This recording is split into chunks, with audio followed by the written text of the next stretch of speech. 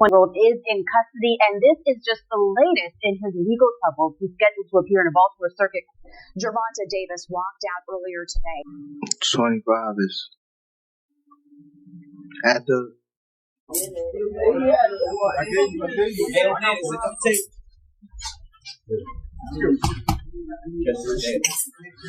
Next year, I'm out of it. After our second fight. You're out of it? Yeah. Care to elaborate on that? Out of the sport. After our second fight. Nah, no, I'm gonna win, bro. Nah, I could tell you my fights.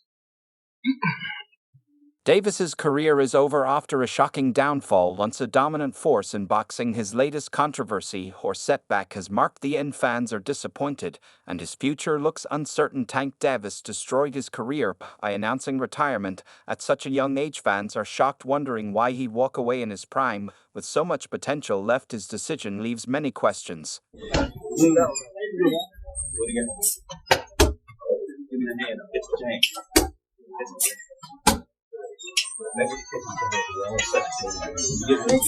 to do it? Tank first? You fighting that?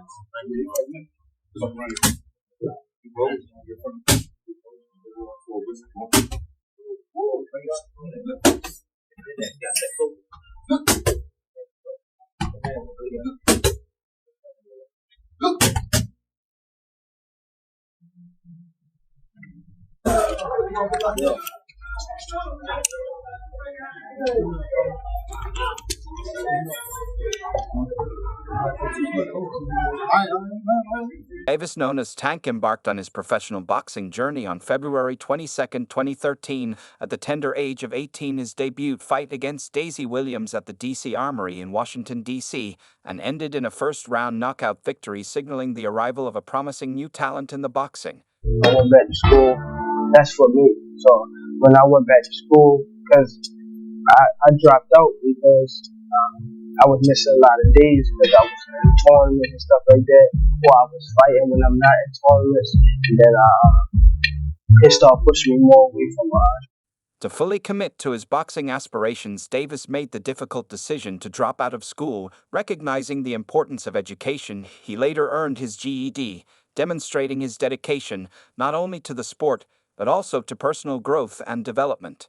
You my brother, and I see something, I'm going to call and check up on you, see if everything works. Or if it ain't right and I feel like you should be over here, I'm going to let you know. That's just all it was. That's my baby brother. He called and shit, that's what it was.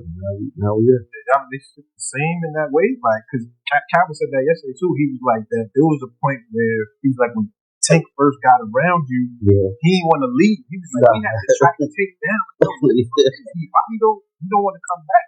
Is it still that same type of energy? Of course. Hell yeah. I'm just saying, like, now that Tank is like the face of boxing, right? So sometimes, when a nigga gets some clout, nigga gets some money, it's like shit. See, one thing about him, and why I respect him so much, because even though he's where he at right now in the sport and in the cash cow of the sport right now, he still look at me as big bro.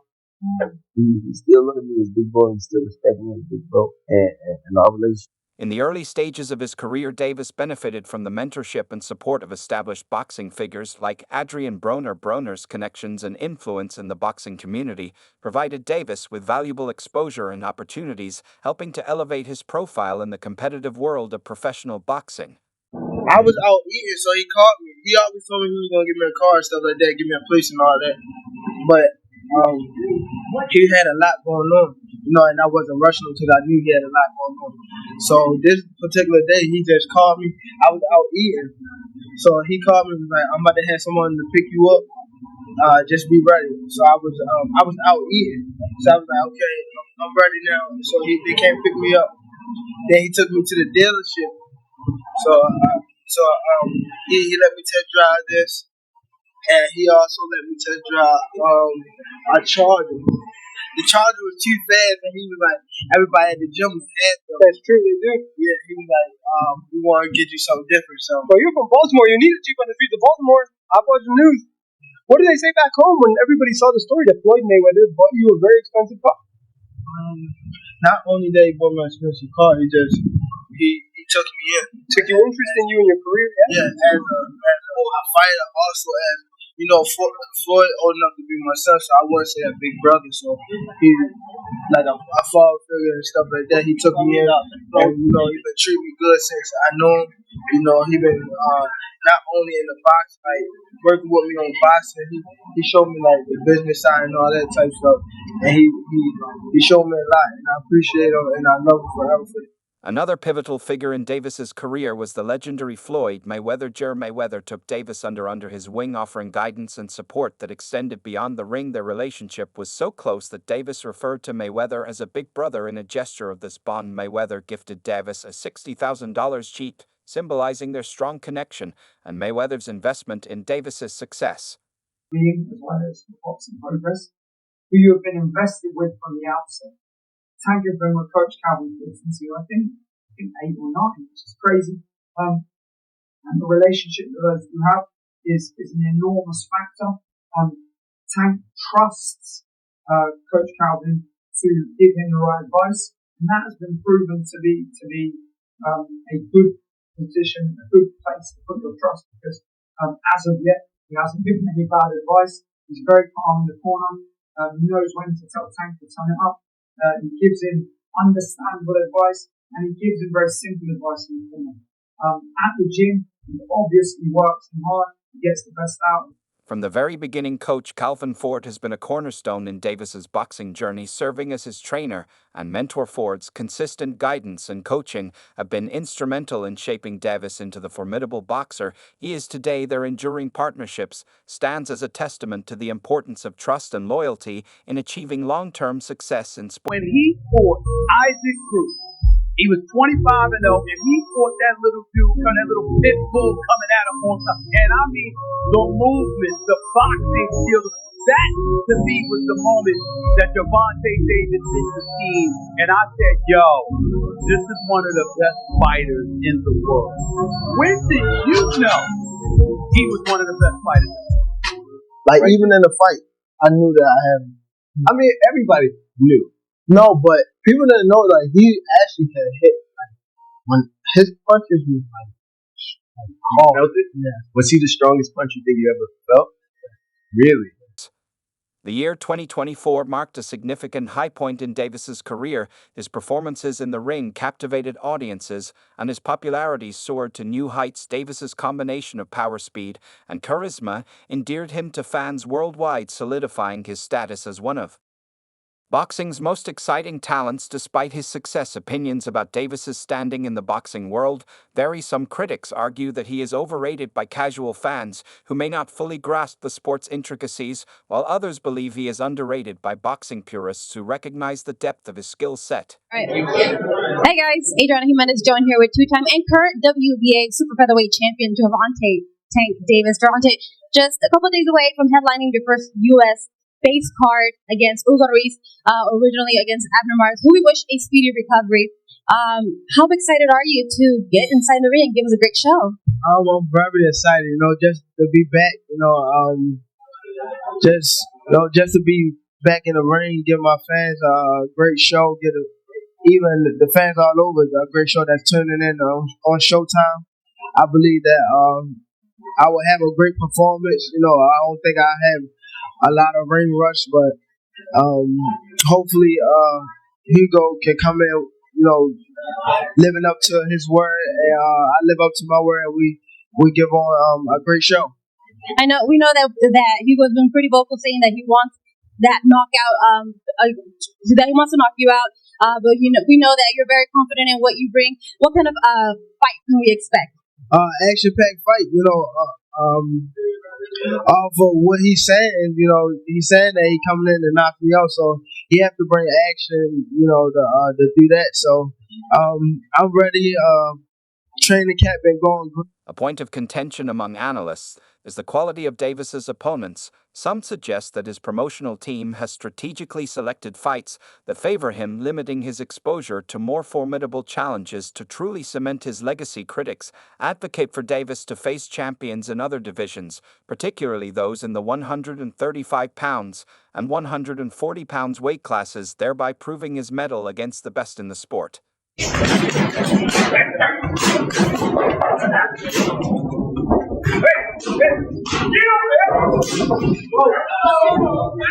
God damn.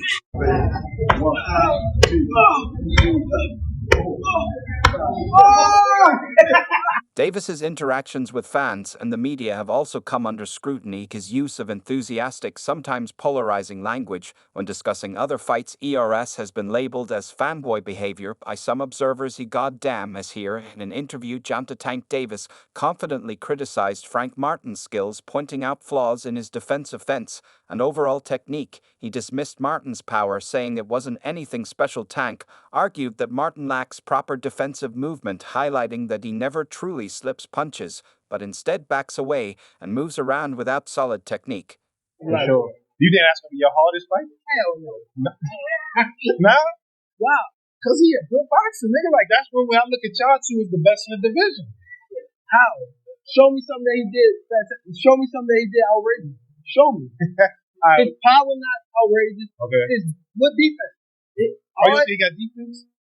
He just jumped. You never see him slip no punch. You never see him slip no punch. Go look at him. You see him back up from a lot of people. Back up, move around. He don't got no technique. And his offense is the same thing. Go look at his fight. I'm probably sitting him on games by the time watching it. Yeah, but you feel like it's easy work though. You like, come on, man. Yeah. So, I touched him with 16-ounce gloves on. And he ranked. Imagine if I hit him with 8 ounces. The guy is here too. Who? What guy? The one that was there? No, the one that he sparred. Oh, the one that he fought. Oh, Edwin. Yeah, he seen him. Yeah, I seen him. Yeah, I saw Edwin there. Tell him rematch that guy. Now, if he DM him, they go. We can get him. Okay. I guarantee you won't fight that guy again. Oh, Edwin. Yeah, I guarantee you. Okay. All right. Listen, I thought one of the other things that was interesting, you know, them 6 or 7 fights. I saw the dude Turkey Al-Sheikh. He's one of them guys now. He's doing different stuff in boxing. You know the Turkish dude that put the Saudi Arabian card and he say, yo, Chick, come over here. You be like, yo, you need some 2 Ferraris to fly here. Following his victory over Frank Martin, Davis confidently called out esteemed fighters like Vasyl Lomachenko and Shakur Stevenson, declaring his desire to face them. All this assertiveness reflects his pride in his abilities and his eagerness to take on top-tier competition, signaling his intent to further establish his dominance in the boxing world. When he fought Isaac Cruz, he was 25-0, and he fought that little dude, that little pit bull coming at him all the time, and I mean the movement, the boxing skills. That to me was the moment that Gervonta Davis hit the scene, and I said, yo, this is one of the best fighters in the world. When did you know he was one of the best fighters in the world? Like, even in the fight, I knew that I had him. I mean, everybody knew, no. The people didn't know, like, he actually could hit, like when his punches was like hard, you felt it. Was he the strongest punch you think you ever felt? Facts, really, yeah. With Davis's remarkable achievements and rising fame, he has also encountered the accompanying challenges of success. The increased scrutiny, criticism, and pressure that come with being in the spotlight have introduced new stressors, testing his resilience and ability to navigate the complexities of a high-profile career. The best ones out there is what they don't know get less respect for, but one of the best ones out there. Now his mouth a little different, you know what I'm saying? He's a different kind of character, cause that's where he from, but he's really one of the pound, the best ones of the crew. And I'm tell you why he the best one of the crew. To me, he can punch, but he also can box. You see me, something that can box can't punch, something that can punch can't box. He can box, he can punch, he can move lally, he can do a left side, right side, he can do whatever he need to do as a southpaw to get the job done. And that's saying a lot, cause not many guys can do that today, as you're going to have some music on that bit. And initially retirement was not on Davis's radar. However, as he faced various personal and professional challenges, his perspective shifted. He began expressing disillusionment with the sport, referring to boxing as trash and stating that he no longer cares about titles or accolades. This change of heart has led him to consider stepping away from the ring earlier than anticipated. Are you retiring? What change made? Trash garbage. I don't care about belts, and I Don't care about that stuff. I don't care about none of that. That's why I don't want box no more than you start losing your love. I want to do therapy right. It will lose the fire that I have inside me. The overwhelming nature of fame and constant attention has taken a toll on Davis, has become increasingly aggressive and vocal about his desire to retire, emphasizing his need for relaxation and therapy. At a relatively young age, Davis acknowledges the importance of mental health and the necessity of stepping back to focus on his well-being, even if it means leaving the sport he once loved everyone to see on, whether it's on social media, whether it's comments that are being made by both men. Gervonta Davis reacted to Floyd Mayweather explaining why he did a press conference on the same day that Gervonta had a press conference, and he said they offered him $1 million for that particular press conference, and Michael Benson reported this, and Gervonta Davis quoted the tweet and said LOL on top of it, because Gervonta Davis apparently was quoted saying that it doesn't matter how much money a man has, he can still be jealous, like why Floyd would be jealous of Gervonta Davis. Gervonta Davis, I like Gervonta Davis. I think he's a very exciting talent, very good fighter. He was telling me just stay calm. I always like to listen to Floyd when it come to big stages like this, cause he's the only one that been in my shoes and been like in these type of fights, you know what I mean. So I always try to stay up close to Floyd when stuff like this happens, you know what I mean, just to keep me humble. And like had me on the right track, you know what I mean. So I always appreciate Floyd for being in my corner, having my back. Always, you know what I mean. So it's always going to be love for Floyd Mayweather. Observers have speculated about the reasons behind Davis's contemplation of retirement. Some believe he may be experiencing boredom, having faced and defeated many of the opponents he set out to conquer. Others suggest that the pressures and demands of the sport have led to burnout, prompting his desire to step away like they going in. Everyone to see, or whether it's on social media, whether it's comments that are being made by both men. Gervonta Davis reacted to Floyd Mayweather explaining why he did a press conference on the same day that Gervonta had a press conference, and he said they offered him $1 million for that particular press conference, and Michael Benson reported this, and Gervonta Davis quoted the tweet and said "lol" on top of it, because Gervonta Davis apparently was quoted saying that it doesn't matter how much money a man has, he can still be jealous. Like, why Floyd would be jealous of Gervonta Davis? Gervonta Davis, I like Gervonta Davis. He's a very exciting talent, very good fighter. He was telling me to stay calm. I always like to listen to Floyd when it comes to big stages like this, because he's the only one that been in my shoes and been like in these type of fights. You know what I mean? So I always try to stay close to Floyd when stuff like this happens. You know what I mean? Just to keep me humble and like have me on the right track. You know what I mean? So I always appreciate Floyd for being in my corner, having my back. Always, you know what I mean? So it's always going to be love for Floyd Mayweather. Regardless of the cause, it is evident that Davis is grappling with complex emotions as he considers his future. Despite his inclination toward retirement, Davis has expressed a desire to face 3 specific opponents before hanging up his gloves. Like day one in the camp, I start running probably like, it's different times. I might don't feel like running in the morning. I might run at night. It all depends what fit you. Like, I'll run in the morning. If I don't, I'll run at night. Training probably like 2 or 3. If I want to do something again, I train at night. Or I run. That'll be it. But when I'm in camp, I really don't go outside. Like, it's hard for me to go outside. I just be in the gym and home.